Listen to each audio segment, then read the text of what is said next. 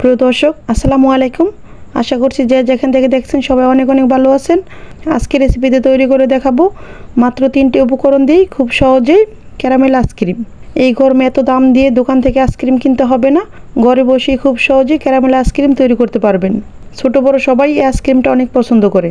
যাকে একবার তৈরি করে খাওয়াবেন সে আপনার প্রশংসা করতে বাধ্য হবে, বারবার আপনাকে বলবে আইসক্রিমটা তৈরি করে দেওয়ার জন্য। চলুন তাহলে শুরু করা যাক। আমি চুলায় একটা পাতিল বসিয়ে দিলাম। এখানে আমি 3 টেবিল চামচ চিনি দিয়ে দিলাম ক্যারামেল তৈরি করার জন্য। চিনিটা গলার জন্য আমি অল্প একটু পানি দিলাম।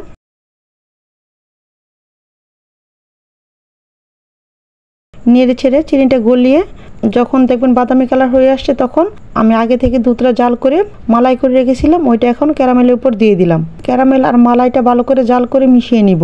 যখন দেখবেন এরকম সেট হয়ে আসছে তখন নামিয়ে রাখবেন। এর জন্য লাগবে আইসক্রিমের ক্রিম। যে কোনো সুপার শপ থেকেই বললেই আইসক্রিমের ক্রিমটা দিয়ে দিবে, দামও তেমন বেশি না। আমি এখানে একটা পাত্রের মাঝে 4 টেবিল চামচ আইসক্রিমের ক্রিমটা দিয়ে দিলাম। এখন ইলেকট্রিক বিটারের সাহায্যে 4 থেকে 5 মিনিট বেট করে নিব।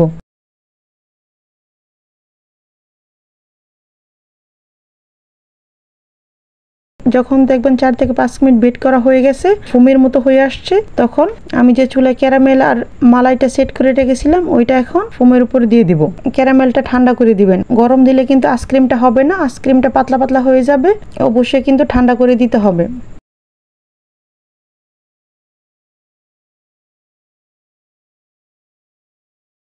ক্যারামেলটা আর ফোমটা আবারও 2 থেকে 3 মিনিট বেট করে নিব।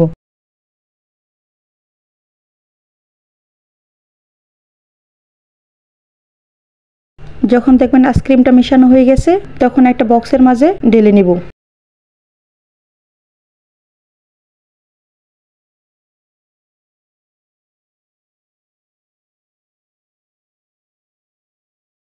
একটা চামচের সাহায্যে আইসক্রিমটা ভালো করে সমান করে নিব।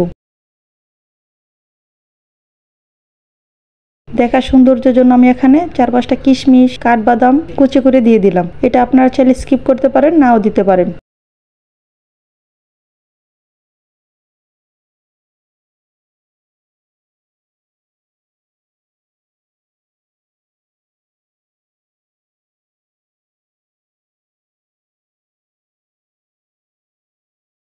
এখন ঢাকনা লাগিয়ে 24 ঘন্টা ডিপ ফ্রিজে রেখে দেব।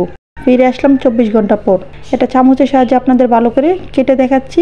সেম দোকানে আইসক্রিমের মতো হয়েছে, আর বাজার থেকে দাম দিয়ে কিনে আনতে হবে না। আমার রেসিপিটা ফলো করলে খুব সহজে ঘরে বসে ক্যারামেল আইসক্রিমটা তৈরি করতে পারবেন, আর যেটা স্বাদ হবে দুর্দান্ত স্বাদের।